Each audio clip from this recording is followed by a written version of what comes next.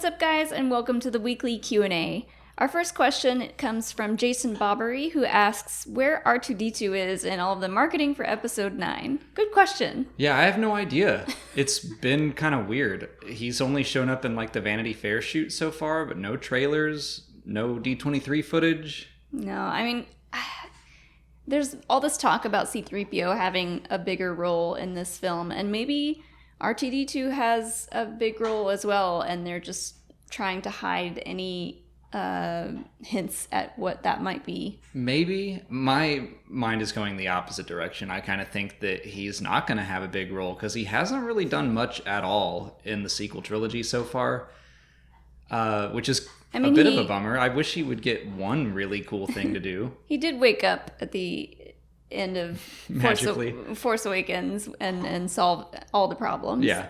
Like he always does. You need like this map? I've had it the whole time. I've just been napping. Yeah. Refigurating. Reconfiguring? Yeah. Formatting? I don't know. Yeah. I just call it robot napping. Robot napping. I also kind of think because we've also only seen one official image of Rose, and it's kind of like her, like, behind the scenes doing more of, like, the Leia type work. I think maybe Rose and R2 might team up and work together kind of. I could see that. As more of the leadership role. And, I mean, she's a mechanic, he's a mechanic. I'm sure they could bond over that. They both like to zap people. Yeah. They're like, you have a zappy stick? I have a zappy stick. Yeah.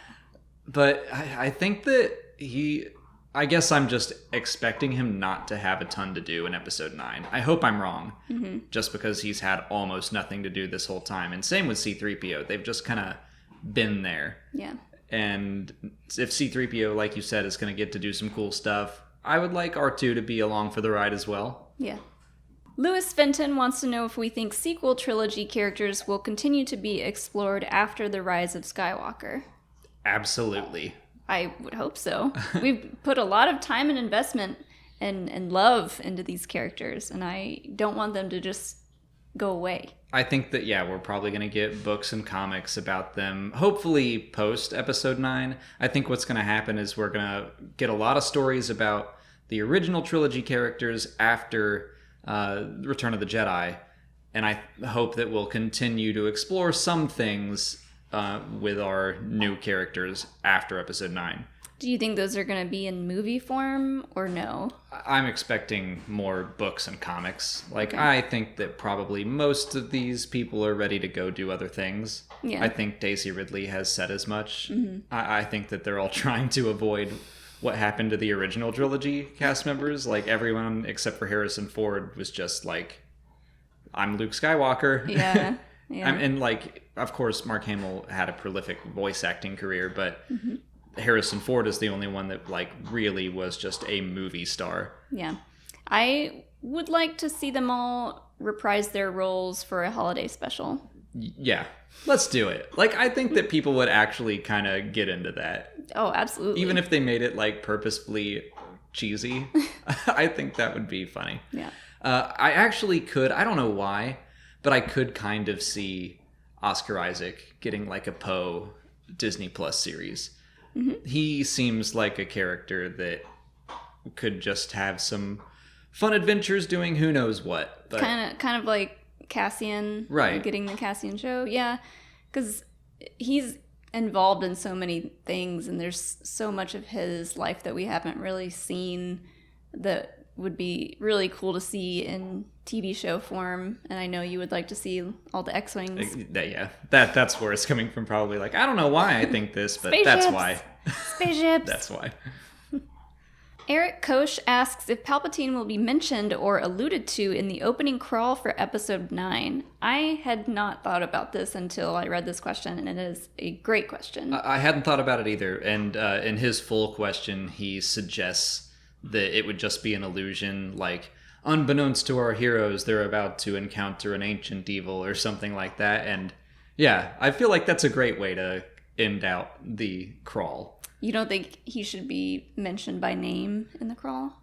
Because when I sat and thought about it, I was like, oh, I could definitely see them putting his name somewhere in the crawl just so it could be in all caps. Yeah. No, I don't think his name will be there. But right now, my theory for the opening sequence of the movie is all the Death Star stuff. I think that they're going to kick it off Indiana Jones style, where like they're at the end of this adventure and the end is like we have to go explore the Death Star ruins. And if that's where Palpatine is, then yeah, I think he needs to be mentioned in the crawl. Yeah. I like that idea a lot. Aaron Young wants to know if we could learn what happened to the Mandalorian people after the Clone Wars and Star Wars Rebels. I really hope that The Mandalorian explores that a little bit. That feels like the right place to do it. Right?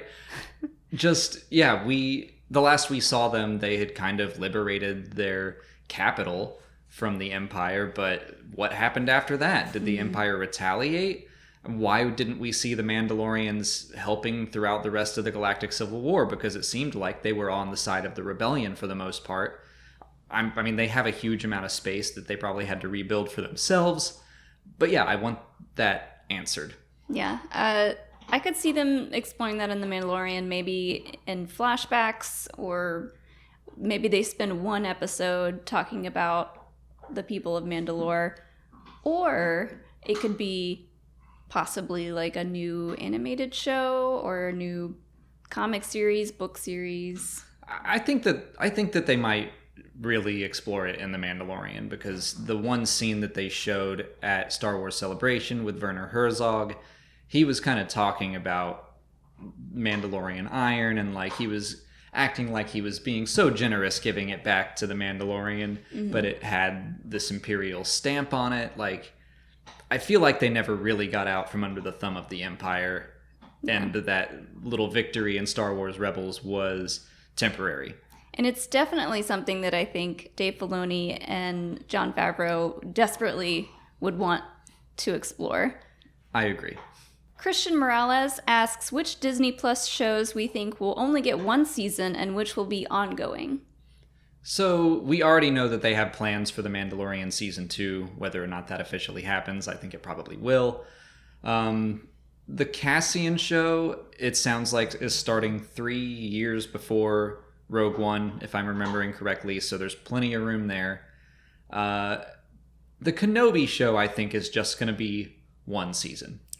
Yeah, I mean, unless they really draw it out and make it short, like a short season of only just a couple episodes, I don't see that story being long enough. Whatever the story is going to be, I don't see it being long enough for more than one season. Part of me would even be worried. Like, from everything we've heard about the development of Kenobi, it was supposed to be a film, and then the plans for that got messed up because of Solo, and they were like, let's make it a Disney Plus series. And this is all kind of conjecture, but just from what we've seen and heard. But if that's the case, I think they had like one really good story to tell. They knew what it was, and they're like, oh, let's make it a series instead. So now it's going to be even longer, which isn't necessarily bad. But like, if they get through that one story that they have, and then people love it and go nuts over it, I'm a little afraid that they're going to be like, well, let's just make a second one and like just pull stuff out of thin air. I don't know. I kind of want it to just be one season. Milk it like the siren. Yeah. Yes. I don't want that. And I don't really want to get into this. Like, I'm excited about the Cassian show because he's a newer character. I'm very excited about Kenobi, but The Mandalorian is all new characters and an all new story. That excites me even more. I want to get into this unknown stuff. I don't want them to be in the habit of saying, this character gets a series and this character gets a series. Well, they've already started talking about Yoda's series, so... That's one that I don't want. Yeah, I don't want it. We don't need it. I haven't heard about that. Yeah, maybe it's just an old rumor that resurfaced. I don't know. Probably. Like, there were rumors a long time ago that Jabba the Hutt was getting a spin-off movie and Yoda, and like, obviously that's not happening now. But also, just one last point. I don't think Ewan McGregor would sign on for a multi-season show as Obi-Wan. I don't know. I don't know either. I'm like, obviously he loves the character. I guess it depends on just how much fun he has doing the series. But yeah, I just see this being his like last hurrah. Like everybody's been talking about it for years. Everybody's been asking for it. We're doing it. It's gonna be the end, though. Kind of like Clone Wars Season 7. Everyone's like, oh, well, if Clone Wars Season 7 does really well, do you think they'll do even more? It's probably not. Agreed. Yeah, I think that you are correct. I don't see Ewan being like, I'm going to play Obi-Wan forever. It's, yeah, one last hurrah. That's it for patron questions. If you're a patron and you didn't see your question answered here, just head over to Patreon where we left you a written response. If you're not a patron, you can learn more by following the link in the description. Just $1 a month will get you access to extra Star Wars Explained content and a guaranteed answer from us every week. And we're doing audio commentaries for the films and the Clone Wars right now, and this week's episode is Corruption. So all of that is available right now if you're interested. On to YouTube questions. Resistance Chris asks if we think The Rise of Skywalker will have an epilogue like the Star Wars Rebels finale. No, I don't really want it to. The whole movie's kind of an epilogue. We're bringing Palpatine back. I don't know. I don't think so. Yeah, I don't want it to end in like this narration from Rey about like what happened for the next 20 years or something. Like I would just like it to end these characters' journey. It comes to an end, and it can be a little ambiguous. Like, we don't have to have every question answered. Yeah, I don't know how it's going to end, obviously, but I am curious as to whether or not they'll, like, jump ahead 10, 15, 20 years to show us, like, if the Jedi are something new now, what that looks like, or if there's just maybe a crawl, but for the end of the movie, like does it come out of the stars? Yeah, yeah, and it's like, and their journey ended here, and blah blah blah. What's the end of The Hobbit sound like? They should end it like the old Disney movies, where like the pages would flip. Remember how like a lot of the old animated Disney movies would open up in a storybook, and then at the end it would be like, and they lived happily ever after, and then you close the Journal of the Wills. That would be awesome. Or if it was like a holocron closing. And then some... There's like a little piece of me that's like, that's kind of cool. But the holocron closes, and then a guardian of the will picks it up and puts it in a library full of holocrons. Yeah, let's go Raiders of the Lost Ark. Like, I mean, I don't hate that. I don't think they'll do that, but the idea that like the Skywalker saga is just one of many, many stories. Oh, people would be so pissed.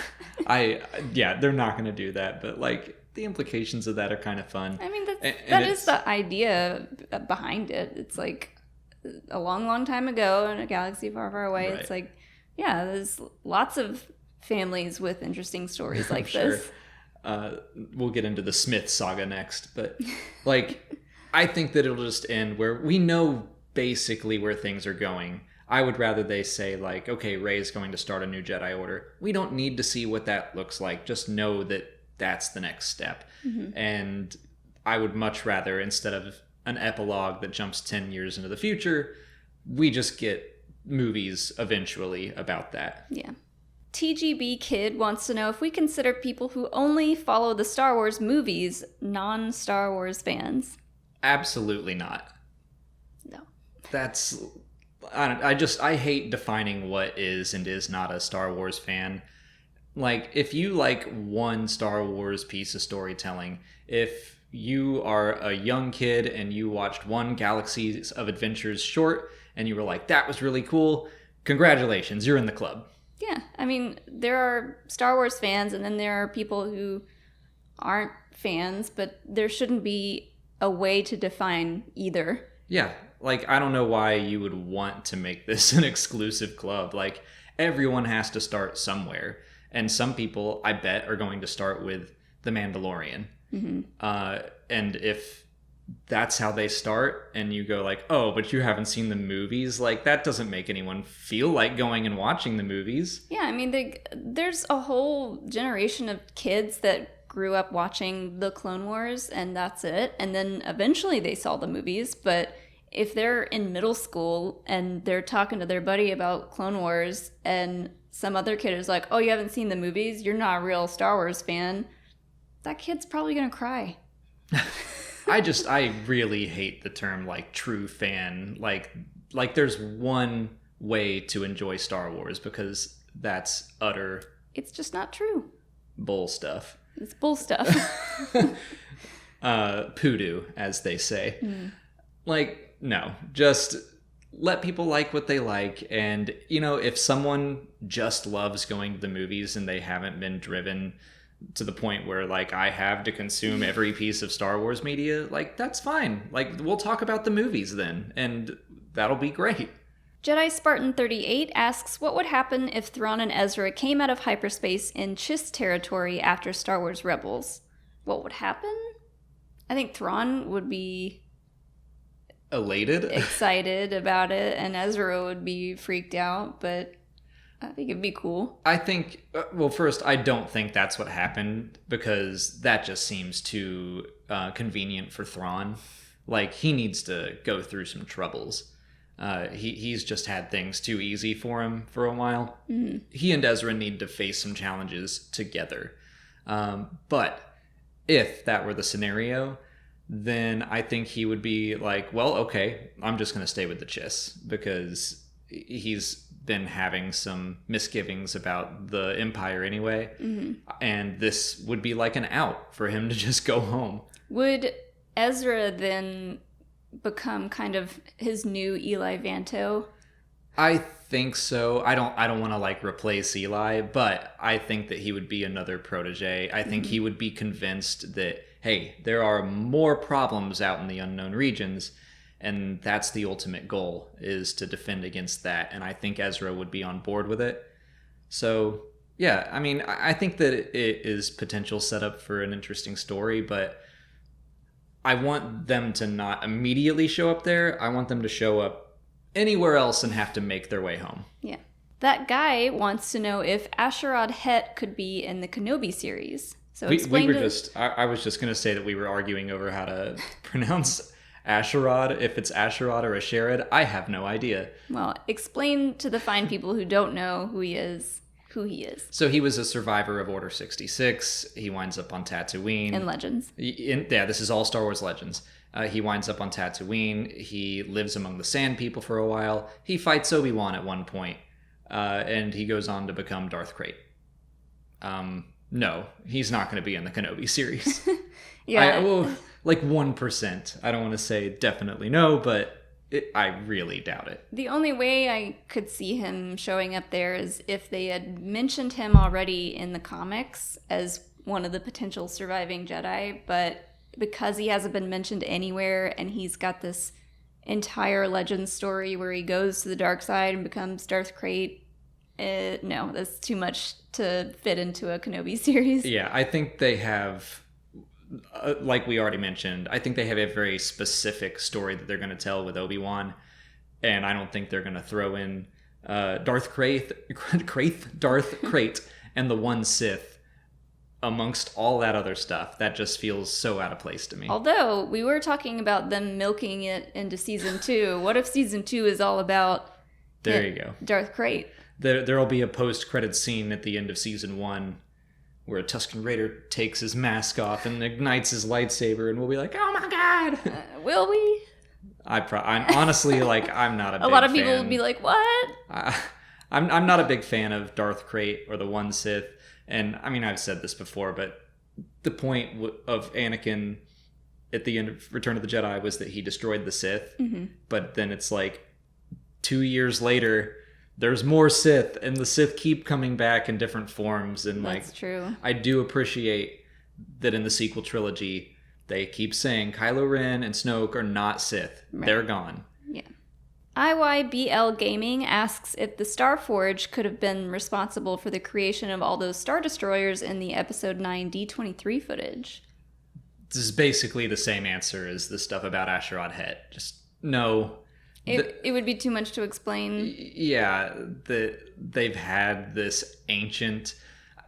There could be some factory out there cranking out Star Destroyers, but... Okay, we'll explain Starforge. The Starforge is from KOTOR, and it just ran on, like, the power of a sun and dark side energy. Like everything else. Right, and it just, like, was a constant factory producing starfighters and fleets and stuff. So on its own, basically, nobody ran it. Well, there was like a race to find it in KOTOR, right? And it's just like there could be a factory that's just pumping out Star Destroyers. I don't think it would be the Starforge. I also don't think there's going to be a factory out in the unknown regions doing that. I think it's just a fleet sitting there. Yeah. That's all the time we have for questions today. If you want to leave a question for next week's video, just put it in the comments below or sign up for Patreon to join our weekly Q&A discussion.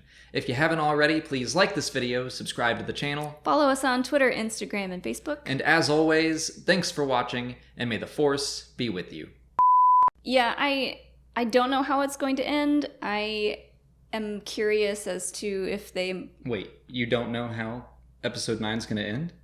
No. I'll tell you real quick. What? It's crazy.